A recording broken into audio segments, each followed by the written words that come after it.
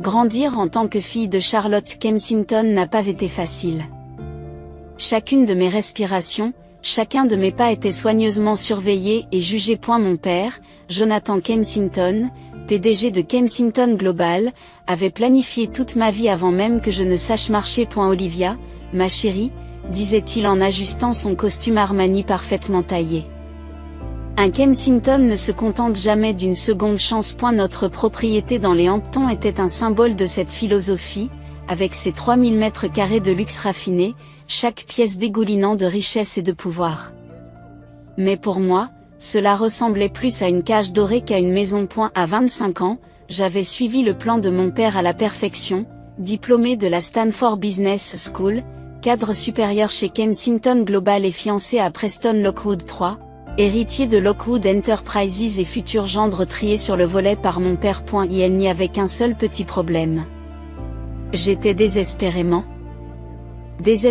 amoureuse de quelqu'un d'autre. J'ai rencontré Ryan Carter un lundi matin pluvieux, lorsque ma Rolls-Royce Phantom est tombée en panne sur le chemin du travail. C'est le mécanicien qui est venu à mon secours, dans une dépanneuse en mauvais état, avec un t-shirt maculé de graisse et un sourire qui m'a fait battre la chamade. On dirait que votre courroie de distribution a lâché, me dit-il en s'essuyant les mains sur son jean usé.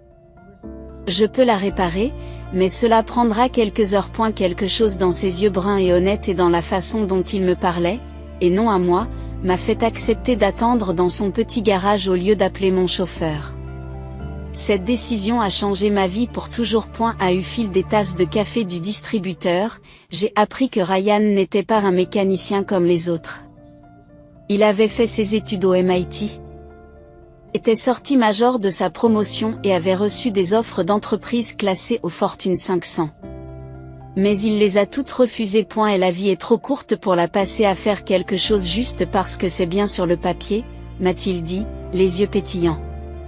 Ces mots m'ont frappé comme un coup de tonnerre. Pour la première fois, quelqu'un avait mis des mots sur ce que j'avais ressenti toute ma vie. Un café en amenait un autre, puis un dîner, puis des moments volés chaque fois que je pouvais échapper à mon monde étouffant. Ryan n'a jamais posé de questions sur la richesse de ma famille. Il n'a jamais essayé de m'impressionner avec des cadeaux extravagants ou des restaurants étoilés. À eu contraire, il m'a montré la beauté de la simplicité. Des promenades nocturnes le long de la côte, des pique-niques dans des parcs cachés, des nuits remplies de rire et de chaleur. Pendant 6 mois, j'ai vécu une double vie. Princesse de la société le jour, moi-même la nuit. Mais je savais que cela ne pouvait pas durer éternellement. Le point de rupture s'est produit lors d'un gala de charité dans notre propriété. Preston parlait d'une fusion de plusieurs milliards de dollars tandis que ma mère me paradait comme un trophée. Olivia prendra en charge la division de la côte après le mariage. Elle l'a annoncé à un groupe de mondains. Les Kensington et les Lockwood. Imaginez les possibilités. J'avais l'impression d'étouffer. En m'excusant, je me suis réfugiée dans le jardin. Mes doigts tremblants composaient déjà le numéro de Ryan. Je ne peux plus faire ça. J'ai chuchoté dans le téléphone. Les larmes coulent sur mon visage. Je ne peux pas épouser Preston. Je ne peux pas être celle qu'ils veulent que je sois. Ryan est resté silencieux pendant un moment. Puis il a prononcé les mots qui ont tout changé. Alors ne le sois pas, sois qui tu es. Olivia. C'est de cette personne que je suis tombée amoureuse. Le lendemain matin, je suis entrée dans le bureau de mon père, le cœur battant, mais la volonté ferme. Papa, il faut que je te dise quelque chose. J'ai dit, ma voix tremblant légèrement. Je ne peux pas épouser Preston. Je suis amoureuse de quelqu'un d'autre. L'explosion qui suivit fut nucléaire. Le visage de mon père est devenu rouge de rage, tandis que je lui expliquais ce qu'était Ryan. Je lui ai expliqué que je voulais une vie différente de celle qu'il avait planifiée. Un mécanicien, a-t-il rugi, en tapant du poing sur son bureau d'acajou. 500 millions de dollars de 100 Kensington, et ma fille choisit un singe de graisse, c'est un ingénieur. Papa, répondis-je. Et il est brillant. Si tu viens de le rencontrer, absolument pas. Et la voix de mon père aurait pu briser du verre. Tu vas épouser Preston comme prévu, ou tu peux oublier ton fonds d'affectation spéciale, ton poste dans l'entreprise. Tout. Est-ce que c'est clair? Je me suis redressée, canalisant une force que je ne soupçonnais pas. C'est clair comme de l'eau de roche, papa. Au revoir. Sortir de cette étude a été la chose la plus difficile que j'ai jamais faite. Les larmes hystériques de ma mère, les menaces de mon père, les chuchotements du personnel de maison.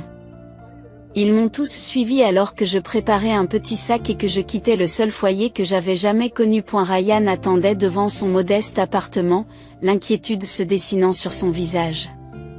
Lorsque je lui ai raconté ce qui s'était passé, il a secoué la tête. Olivia, c'est toute ta vie que tu abandonnes. Ta famille, ton héritage. Je ne peux pas te laisser faire ça pour moi.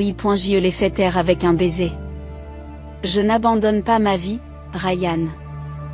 Je la commence enfin. Les mois qui suivirent furent un cours accéléré sur la réalité. J'ai emménagé dans le minuscule appartement d'une chambre de Ryan. J'ai trouvé un emploi de consultante débutante dans une petite entreprise et j'ai appris à vivre avec un budget. Ce n'était pas facile, mais pour la première fois, je me suis sentie libre. Les tentatives de mes parents pour me ramener à la raison allaient de la manipulation émotionnelle à la menace pure et simple. Ils ont gelé mes comptes, annulé mes cartes de crédit et ont même essayé de me faire licencier pour mon nouveau travail. Mais à chaque obstacle, Ryan et moi devenions plus forts.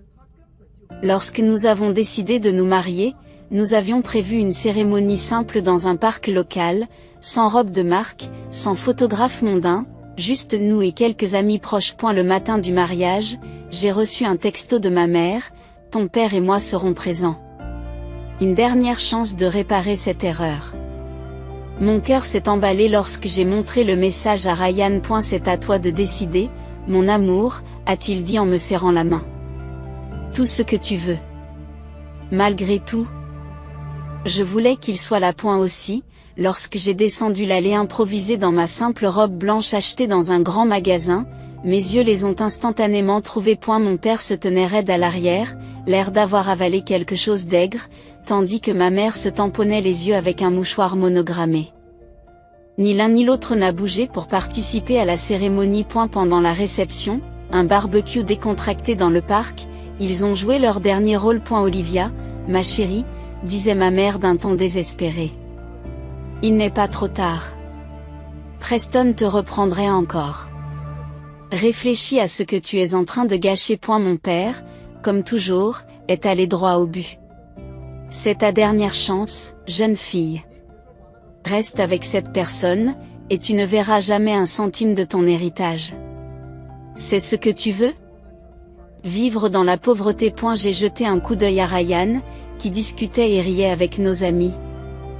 Parfaitement à l'aise dans son costume de location. Puis j'ai regardé mes parents, coincés dans leur monde de richesse et d'attente. Ce que je veux, ai-je dit clairement, c'est être heureuse. Ryan me rend heureuse. Si vous ne pouvez pas comprendre cela, alors peut-être que nous n'avons pas besoin de votre argent, ni de vous dans nos vies. Le visage de mon père a repris cette dangereuse teinte violette. Tu n'es pas ma fille, cracha-t-il avant de partir en trombe. Ma mère hésita un instant, puis se précipita à sa suite. Alors qu'il disparaissait dans la nuit, Ryan est apparu à mes côtés, enroulant un bras autour de ma taille. Tu vas bien? Me demanda-t-il. Je me suis appuyé sur lui, regardant mon passé s'éloigner. Jamais mieux. C'était il y a 6 mois. Nous nous sommes installés dans notre vie commune, travaillant dur, aimant plus fort. Ryan a continué à travailler dans son garage, tout en prenant des cours du soir pour son master. Je me suis lancée dans mon travail de consultante, construisant peu à peu ma propre base de clients. Nous étions heureux, vraiment heureux, même si cela impliquait de surveiller nos dépenses et d'utiliser des bons de réduction. Mais il y avait quelque chose que Ryan ne m'avait pas dit. Quelque chose qui était sur le point de bouleverser à nouveau mon monde. Tout a changé un vendredi soir apparemment ordinaire. Je suis rentrée tôt du travail, impatiente de surprendre Ryan avec un plat à emporter de notre restaurant de cravate préféré. Mais notre appartement était vide, avec une note griffonnée à la hâte sur le comptoir. J'ai travaillé tard au garage. Je t'aime. Il n'était pas rare que Ryan travaille tard. Mais cette nuit-là, quelque chose semblait différent. Quelque chose de différent. Ces derniers temps, Ryan était distrait, prenait des appels téléphoniques mystérieux. Travaillait à des heures bizarres. Je n'ai pas ressenti de tension dans mon estomac alors que mon esprit vagabondait vers des endroits sombres. L'histoire se répétait-elle? Étais-je sur le point de tout perdre à nouveau, incapable de rester tranquille? J'ai décidé de lui apporter son dîner au garage. Mais quand je suis arrivé, l'endroit était sombre. Le camion cabossé de Ryan n'était pas à sa place habituelle. Mes mains tremblaient quand j'ai appelé son numéro. Je suis tombé directement sur la boîte vocale. À un moment où la panique commençait à s'installer, mon téléphone a sonné. Un message d'un numéro inconnu. Madame Carter, veuillez venir au 1875 Highland Avenue immédiatement. C'est au sujet de votre mari. Mon cœur s'est arrêté. Highland Avenue se trouvait dans le quartier industriel, à des kilomètres du garage de Ryan. Les doigts tremblants, j'ai entré l'adresse dans mon GPS et j'ai traversé la ville qui s'assombrissait. L'esprit agité par les pires scénarios. Le GPS m'a conduit à un énorme bâtiment moderne aux murs de verre épuré. Les barrières de sécurité se sont ouvertes automatiquement à mon approche, et un garde en uniforme à l'entrée m'a fait un signe de tête respectueux. Madame Carter, dit-il, prenez l'ascenseur de direction jusqu'au dernier étage. L'ascenseur de direction? Au dernier étage? Qu'est-ce qui se passe? Les portes de l'ascenseur s'ouvrent sur une superbe suite de bureaux avec des fenêtres allant du sol au plafond et donnant sur l'horizon de la ville. Et là, debout devant un bureau en verre, dos à moi, il y avait Ryan. Mais pas le Ryan que je connaissais. Fini le jean usé et le t-shirt taché d'huile. À la place, il portait un costume impeccablement taillé qui coûtait probablement plus cher que notre loyer mensuel. Lorsqu'il s'est retourné, son sourire chaleureux habituel était teinté de nervosité. Live, dit-il doucement, en utilisant le surnom qu'il m'a donné. Je crois qu'il est temps que je te dise tout. Avant qu'il ne puisse continuer, la porte du bureau s'est ouverte. Et là, comme dans une scène de mon pire cauchemar, se tenaient mon père, ma mère, et pressé dans Lockwood 3. Qu'est-ce que cela signifie? Tonna mon père, dont le visage prenait déjà cette teinte violette qui lui était familière.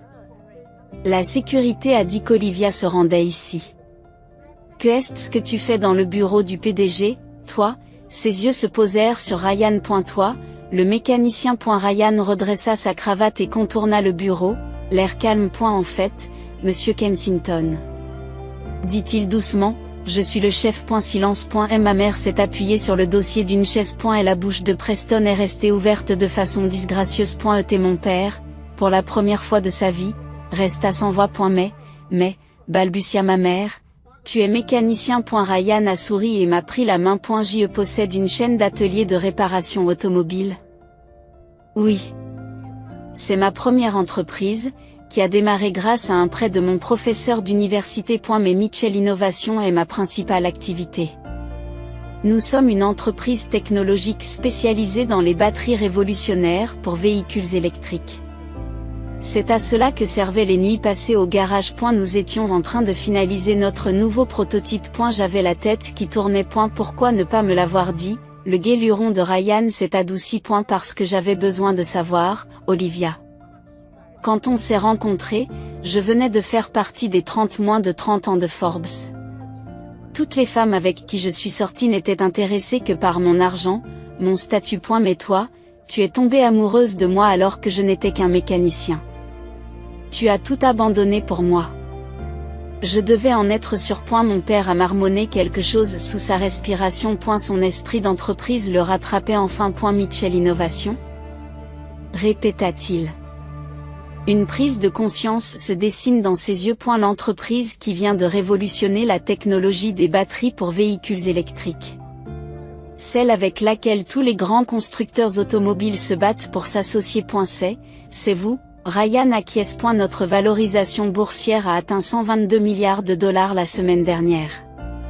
Ce n'est pas encore le territoire mondial de Kensington, mais nous y arrivons. J'ai retenu un rire à l'expression de mon père. Tous ces mois passés à regarder de haut mon pauvre mari et Ryan avaient permis de construire un empire juste sous leur NEZ. Et maintenant, continua Ryan, sa voix se faisant plus tranchante. J'aimerais discuter de la façon dont vous avez traité votre fille. Et la femme qui, soit dit en passant, vient de devenir l'un des plus gros actionnaires de Mitchell Innovation. Lorsqu'elle m'a épousé.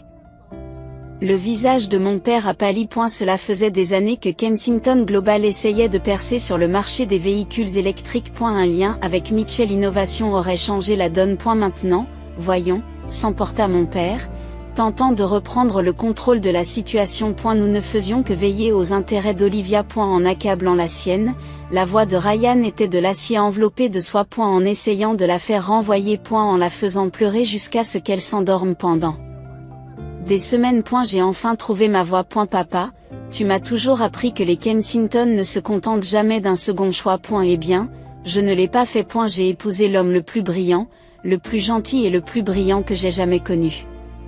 Et je l'ai fait sans rien savoir de tout ça. Olivia, ma chérie, ma mère s'est avancée, les bras tendus. Nous avions tort. Nous le voyons maintenant. S'il vous plaît. Rentrez à la maison. J'ai regardé autour de moi dans ce magnifique bureau. Puis j'ai regardé Ryan, mon merveilleux mari, qui m'avait laissé trouver ma propre voie, me soutenir, devenir plus forte. Je suis à la maison, maman. Mais si tu veux faire partie de notre vie, tu devras nous accepter à nos conditions. Plus de manipulation. Plus de contrôle. Mon père avait l'air de s'étouffer avec quelque chose de particulièrement désagréable. Et Kensington Global ? Réussit-il à dire. Ryan a souri. Eh bien, monsieur, nous avons reçu plusieurs offres de vos concurrents pour des partenariats exclusifs. Mais j'ai pensé qu'étant donné le lien familial, nous pourrions envisager un arrangement différent. Et si vous souhaitez en discuter d'égal à égal. L'heure qui suivit fut surréaliste. Mon père et Ryan parlaient affaires tandis que ma mère s'inquiétait de mon terrible appartement et insistait pour que nous emménagions dans une maison convenable. Preston s'était éclipsé quelque part. Probablement en train de panser ses plaies. Plus tard dans la soirée, de retour dans notre petit appartement, j'ai enfin posé à Ryan la question qui me taraudait l'esprit. Pourquoi continuer à travailler au garage ? Pourquoi vivre ainsi alors que tu as des milliards ? Ryan m'a serré contre lui, balayant une mèche de cheveux de mon visage. Le garage me permet de garder les pieds sur terre. Il me rappelle où j'ai commencé. Et cet appartement, c'est moi avec toi, ont été les plus heureux de ma vie. Nous l'avons fait notre. Sans cuillère en argent ni fonds en fidéicommis, j'ai eu les larmes aux yeux. Je t'aime, milliardaire sournois. Il a ri. Et je t'aime, mon héritière en fuite. Et la vie a changé après cette nuit, mais pas de la façon dont les gens pourraient s'y attendre. Nous avons déménagé, mais dans une maison modeste que nous avions choisie ensemble. J'ai rejoint Mitchell Innovation à la tête de leur fondation caritative. Utilisant nos ressources pour aider les jeunes entrepreneurs à poursuivre leurs rêves. Ryan passait toujours du temps dans son garage d'origine, où il enseignait la mécanique à des jeunes défavorisés. Mes parents, ils essaient. Maman fait encore des allusions peu subtiles au fait que les petits enfants ont besoin de fonds en fidéicommis, mais papa, étonnamment, a développé un véritable respect pour Ryan. Leurs réunions d'affaires hebdomadaires se transforment souvent en longues discussions sur des sujets aussi variés que les voitures de collection ou la philosophie. Quant à moi, j'ai enfin compris ce que Ryan voulait dire par la vie est trop courte pour vivre sur le papier. Parfois, les meilleures choses se présentent sous la forme d'une Ferrari en panne et d'un horrible café de distributeur. Mais le meilleur ? De temps en temps, lorsque nous passons devant notre ancien appartement ou que nous mangeons un plat à emporter dans notre restaurant thaïlandais préféré. Ryan me regarde encore comme il le faisait lorsqu'il n'était qu'un mécanicien et que je n'étais qu'une héritière rebelle. Parce qu'en fin de compte, l'amour ne se soucie pas des comptes en banque ou des empires commerciaux. Il se soucie de ce que vous êtes quand tout le reste est enlevé. Et nous ? Nous étions simplement Olivia et Ryan, un mécanicien et une héritière en fuite qui ont trouvé quelque chose de mieux que des milliards. Nous nous sommes trouvés l'un l'autre.